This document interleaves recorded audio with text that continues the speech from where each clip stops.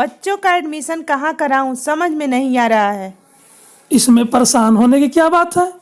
अपने बच्चों का एडमिशन मिनरवा पब्लिक स्कूल आवासीय बसंतपुर में कराएं। 27 वर्षों से क्षेत्र का यह विद्यालय गौरव है, जिसमें पढ़कर दर्जनों IAS, IPS, डॉक्टर, इंजीनियर बने हैं। नामांकन के लिए आज ही संपर्क करें मिनरवा पब्लिक स्कूल आवासीय बसंतपुर सिवान। नमस्कार, मैं हूं राजेश पांडे। आप देख रहे हैं श्री नारद मीडिया। नारद मीडिया की टीम इस समय महुआरी ग्राम में है और ये एक सिवान जिले से सटा हुआ ये गांव है। यहाँ पर एक सनातन संत हलखोरी बाबा का ये समाधि स्थल है और कहा जाता है कि 26 दिसंबर को उनका यहाँ पे एक बहुत बड़ा भव्य उनके जयंती पर एक कार्यक्रम होता है और यहाँ पर पूरे जिले ही नहीं बल्कि उत्तर प्रदेश से भी लोग आते हैं और काफी कार्यक्रम होता है। जैसा कि आप देख रहे हैं यहाँ पर अष्टयाम का कार्यक्रम पिछले 24 घंटे से किया जा रहा है। कई लोग यहाँ पर आकर अपनी मन्नतें मांगते हैं और ये हलखोरी बाबा से जो भी मांगे वो लोग मानते हैं, वो उनकी पूरी होती है। और कहा यह जाता है कि हलखोरी बाबा के जो गुरु थे वो गंगा बाबा, वो बरड़िया के भलुआ के रहने वाले थे और उसके बाद ये हलखोरी बाबा का यहाँ समाधि स्थल है और यहाँ पे बड़ा ही श्रद्धा भाव से लोग आते हैं। संत जो भारत की जो संत सनातन परंपरा है, जो संस्कृति है, जो सभ्यता है, उसको आगे बढ़ाते हुए यहाँ के लोगों का और खासकर इस गांव के लोगों का बड़ा ही अटूट विश्वास है बाबा पे। और यहाँ पर कई ऐसी घटनाएं हैं जिनका लोग जिक्र किया करते हैं।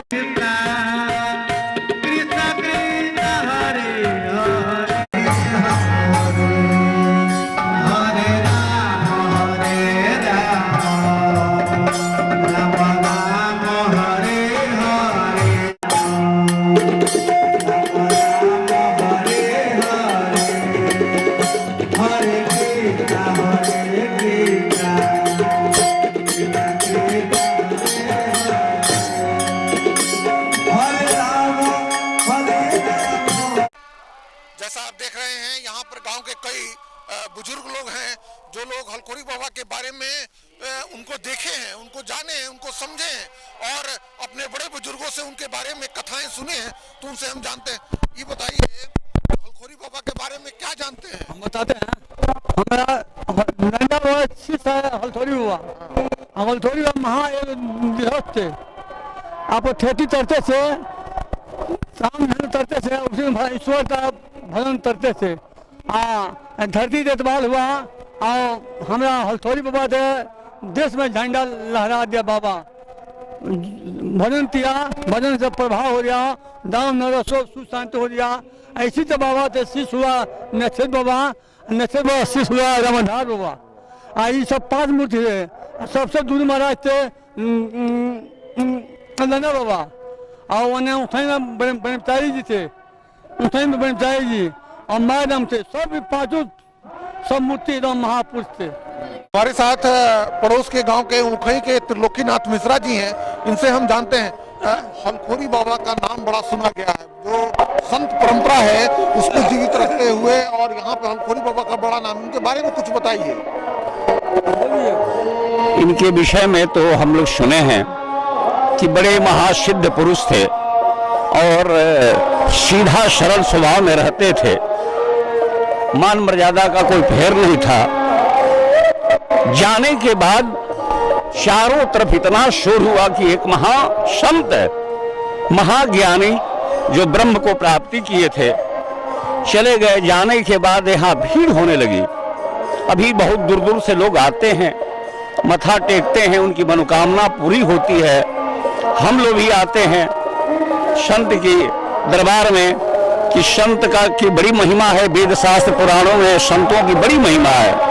आइए, हमारे क्षेत्र के बहुत बड़े महान संत थे। कुछ है हमारे गांव के बुजुर्ग लोग बतलाते हैं कि भाई खेत में भी काम करते थे और कोई दिखावा नहीं था। इतने पहुंचे हुए संत थे, तो हम लोग ही आते हैं कि हम लोगों की भी मनोकामना पूरी हो। यही तो हम लोग सुने हैं। तो हमारे साथ एक शख्स हैं। आप लगभग 106 वर्ष के हैं और आप डीएवी के पूर्व जो है वहां से आप अध्यापक से रिटायर हैं और आप यहाँ पे अपने गांव पे ही रहते हैं। हलखोरी बाबा यहीं के थे और हमारे साथ जो शख्स हैं, आपका नाम भोला प्रसाद सिंह जी है और आप उनके बारे में विस्तार से बताएंगे। सबसे पहले ये बताइए कि हलखोरी बाबा जो कैसे संत के रूप में प्रचलित हो गए? पर तो गृहस्थ थे और वो एक बैल वगैरह रखते थे और पोखरा है ना, वहीं पर घास वास छील करके लाते थे। तो घास गड़ने के समय में गड़ने के बाद साफ करते थे और छुट्टी बनाते थे और चारों तरफ वही तरह फेंक करके हफ्ते पे भाग कर चले आते थे। उनकी एक ही औरत थी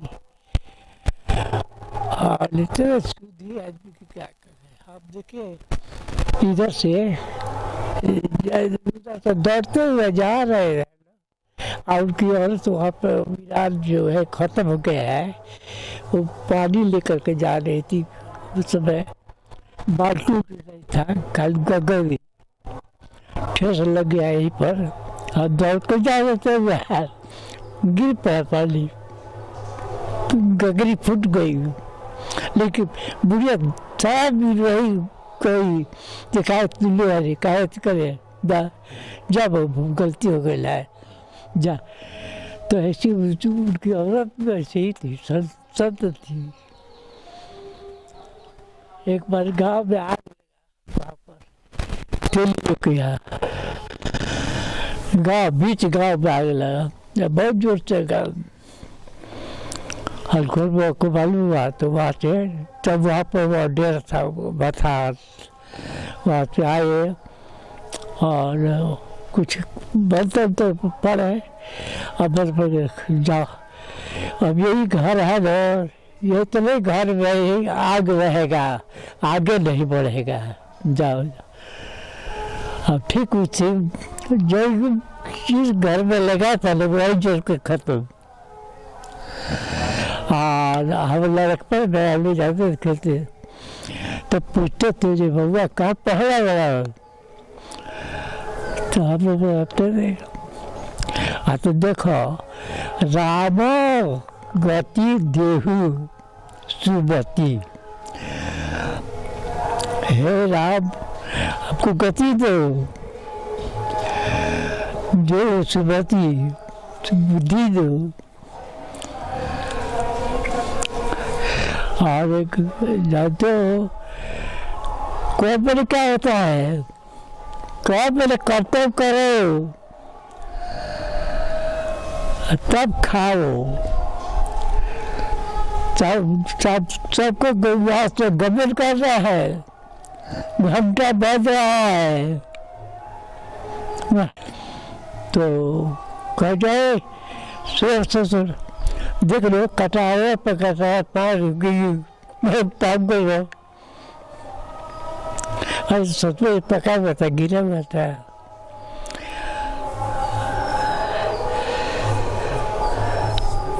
उन्नीस सौ 37 में उनका देहांत हुआ है। 1937 में उनका देहांत हुआ है, देहांत हुआ है। तो इनकी समाधि ये सब कब बना? ये तो हम डेट नहीं याद, डेट नहीं याद है। और कुछ उनके बारे में? के बारे में उनके गुरु थे गंगा बाबा।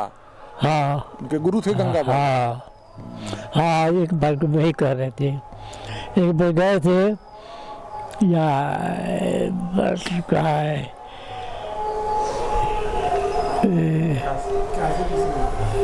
होता है काशी विश्वविद्यालय ना, विद्यालय में नहीं, जल चढ़ाने के लिए गए थे। अच्छा, हाँ। बनारस गए थे? हाँ बनारस। हाँ बनारस गए तो बहुत भीड़ थी, लौट आई 290 करते गए 290 और आकर के बैठे हुए थे।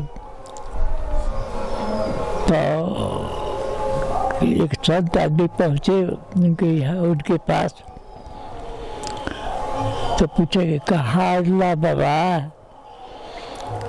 तो कहले भाई क्या कहे, हम आए थे जल चढ़ाने शिव जी पर, लेकिन इतना भीड़ है कि कोई जा नहीं सकता है, इसलिए अब लौटे जा रहे हैं। तो लिखा के देखे जाइए जाइए, जगह खाली हो गया है, कई जल चढ़ाइए। गए तो थे, कोई नहीं था।